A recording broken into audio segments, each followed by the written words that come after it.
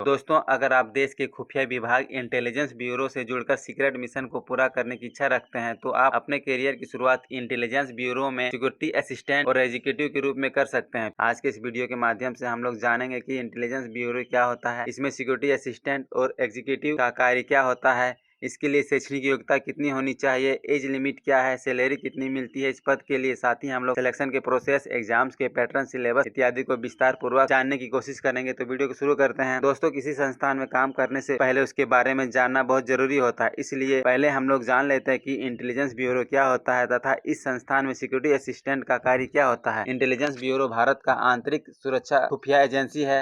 इसे सन 1947 में गृह मंत्रालय के अधीन पुनर्निर्मित किया गया। इसका मुख्य उद्देश्य आंतरिक एवं बाहरी संवेदनशील जानकारियों को इकट्ठा करना होता है। साथ ही आतंकवाद विरोधी कार्य को लागू करने, कार्यों हेतु नियम लागू करवाने का भी कार्य संस्थान का होता है। इस संस्थान में नियुक्त होने वाले सिक्योरिटी असिस्टेंट और एग्जीक्यूटिव का कार्य खतरों का आकलन करना एवं संवेदनशील क्षेत्रों पर नजर रखना, वीआईपी सुरक्षा, जवाबी खुफिया कार्य, पुलिस के साथ सूचना का आदान प्रदान करना होता है। अब जानेंगे एजुकेशन क्वालिफिकेशन और एज लिमिट के बारे में जो इंटेलिजेंस ब्यूरो में सिक्योरिटी असिस्टेंट बनने के लिए आवश्यक होता है। इस पद में आने के लिए अभ्यर्थियों को कम से कम किसी मान्यता प्राप्त बोर्ड से 10वीं या के समकक्ष परीक्षा उत्तीर्ण होनी चाहिए। इसके अलावा कैंडिडेट को स्थानीय भाषा की जानकारी होनी चाहिए। स्थानीय भाषा के अंतर्गत कौन कौन सी भाषा आता है जिसे आप नोटिफिकेशन के माध्यम से जान सकते हैं। जो उम्मीदवार इंटेलिजेंस ब्यूरो में सिक्योरिटी असिस्टेंट के पद पे आना चाहते हैं उसकी उम्र 18 वर्ष से लेकर 27 वर्ष के बीच होनी चाहिए। उम्र सीमा में SC ST कैंडिडेट को 5 साल तथा OBC के कैंडिडेट को 3 साल के गवर्नमेंट नॉर्म्स के अनुसार से छूट दी जाती है। इसके अलावा डिपार्टमेंटल और एक्स सर्विसमैन के कैंडिडेट को अतिरिक्त उम्र सीमा में छूट दी जाती है। इस पद में आवेदन करने के लिए आवेदन शुल्क की बात करें तो SC ST ex serviceman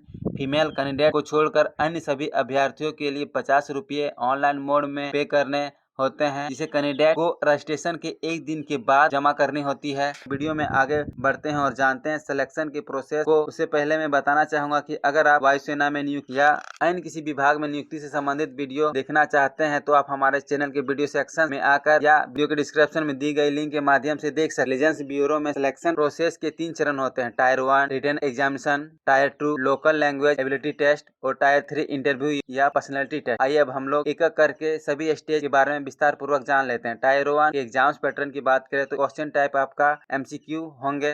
language of question आपका हिंदी और इंग्लिश दोनों भाषा में होगी। एग्जाम्स का मोड आपका ऑफलाइन और ऑनलाइन दोनों हो सकती है। इसमें कुल प्रश्नों की संख्या 100 होगी 100 अंकों के लिए। इसके लिए समय अवधि आपकी 2 घंटे की दी जाएगी।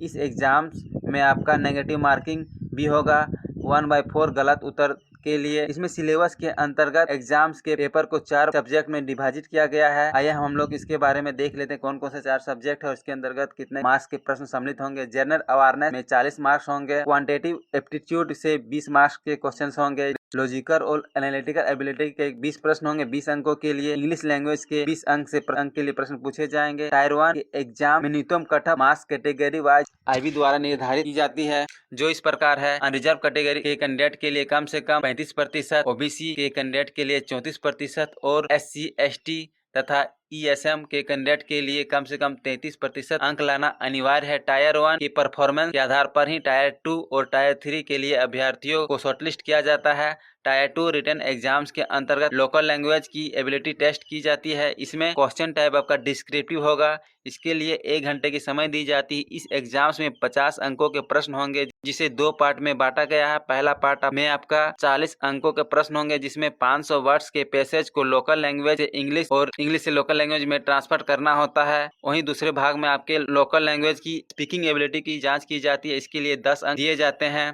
टायर 2 एग्जाम्स आपका क्वालिफाइंग नेचर की है। इसमें क्वालिफाइंग करने के लिए कम से कम अभ्यर्थी को 20 अंक लाना अनिवार्य है। और अंतिम चरण आपका टायर 3 इंटरव्यू और पर्सनैलिटी टेस्ट, इसमें 50 अंक निर्धारित की गई है। सिलेक्शन का फाइनल लिस्ट आपका टायर 1 तथा टायर 3 के परफॉर्मेंस के आधार पर तैयार की जाएगी। इंटेलिजेंस ब्यूरो में सिक्योरिटी असिस्टेंट में होने वाली सभी स्टेज से गुजरने के बाद अभ्यर्थी की नियुक्ति इस पद के लिए होती है, जहां उसकी सैलरी 5200 से लेके 20,200 के स्केल की होती है और ग्रेड पे 2000 की दी जाती है। वीडियो के अंत में हम लोग जान लेते हैं कि आवेदन कैसे करें। तो इसके लिए नोटिफिकेशन निकलने के बाद कैंडिडेट गृह मंत्रालय के ऑफिशियल वेबसाइट mha.gov.in या NCS के पोर्टल ncs.gov.in के माध्यम से निर्धारित तिथि से पहले ऑनलाइन मोड में कर सकते हैं। मुझे उम्मीद है कि इस वीडियो के माध्यम से आप इंटेलिजेंस ब्यूरो के अंतर्गत होने वाले सिक्योरिटी असिस्टेंट और एग्जीक्यूटिव पद से रिलेटेड सभी जानकारी को समझ गए होंगे। इसमें किसी भी प्रकार का कंफ्यूजन होगा, चाहे वो एलिजिबिलिटी से हो, एज लिमिट से हो या सैलरी से हो, आप हमें कमेंट्स के माध्यम से पूछ सकते हैं। वीडियो अच्छी और इन्फॉर्मेटिव लगी हो तो लाइक एंड शेयर कर दो, और अभी तक आपने हमारे चैनल को सब्सक्राइब नहीं किया है तो रेड बटन को प्रेस कर चैनल को सब्सक्राइब कर दें। मिलते हैं अगले वीडियो में एक नई करियर गाइडलाइन के साथ, एक नई रिव्यू के साथ, एक नई जॉब अपॉर्चुनिटी के साथ। तब तक के लिए जय हिंद।